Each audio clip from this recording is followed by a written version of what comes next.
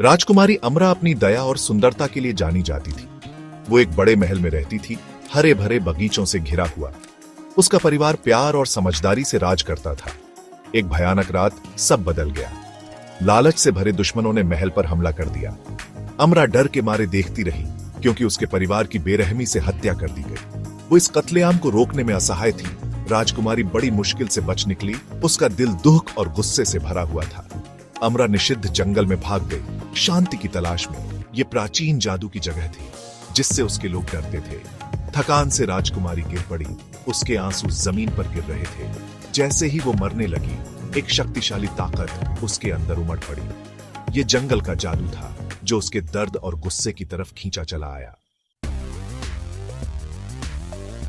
अमरा का इंसानी रूप गायब हो गया। उसकी त्वचा की जगह चमकते हुए शल्क दिखाई देने लगे। उसकी आंखें बदल गईं, एक अलौकिक रोशनी से चमक रही थी।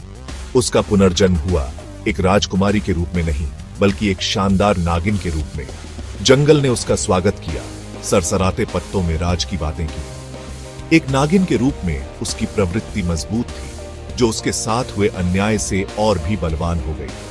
अमरा को अपने दुश्मनों के चेहरे याद थे। उनका विश्वासघात उसकी यादों में गहराई से समा गया था। जंगल उसका शिकारगाह बन गया।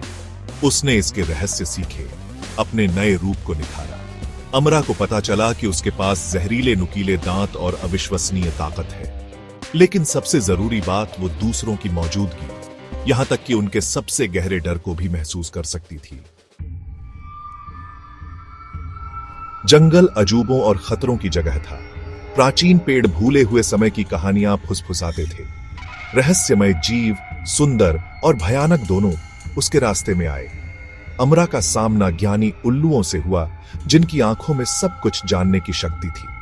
उसने हवा की फुसफुसाहट और पत्तों की सरसराहट से सीखा। जंगल ने उसका मार्गदर्शन किया, छिपे हुए रास्ते और प्राचीन जादू का खुलासा किया। एक दिन उसका सामना एक छिपे हुए उपवन से हुआ, जो ऊर्जा से धड़क रहा था। उसके केंद्र में पानी का एक झिलमिलाता हुआ कुंड था। जैसे ही अमरा पास आई, उसके दिमाग में दृश्य भर गए। उसने अपने दुश्मनों को देखा। उनके चेहरे लालच और द्वेष से भरे हुए थे। कुंड ने उसे उनके वर्तमान ठिकाने दिखाए, जो जंगल से बहुत दूर थे। अमरा अपनी नियति जानती थी। वो अपना बदला लेगी, लेकिन ये अंधे गुस्से से नहीं होगा। जंगल ने उसे धैर्य और चालाकी सिखाई थी। वो अपनी नई शक्तियों का इस्तेमाल रणनीति के साथ करेगी। नागिन ने एक खतरनाक यात्रा शुरू की, जिसका मार्गदर्शन जंगल की फुसफुसाहट और उसके दुश्मनों की छवि ने किया। वो घातक लालित्य के साथ चली। उसके शल्क चांदनी के नीचे चमक रहे थे। एक एक करके अमरा ने उन लोगों का सामना किया, जिन्होंने उसके साथ गलत किया था। उसने न्याय दिलाने के लिए अपने जहर और चालाकी का इस्तेमाल किया। उसके दुश्मन अपने ही डर से घिरे हुए आसान शिकार थे। बदले की हर कार्रवाई के साथ अमरा के दिल से एक बोझ उतर गया। अंत में उसके दुश्मनों का नाश हो गया। अमरा छिपे हुए उपवन में लौट आई।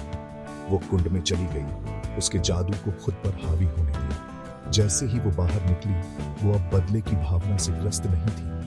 अमरा शांत थी। आखिरकार वो अपने परिवार का शोक मनाने और ठीक होने की शुरुआत कर पाई।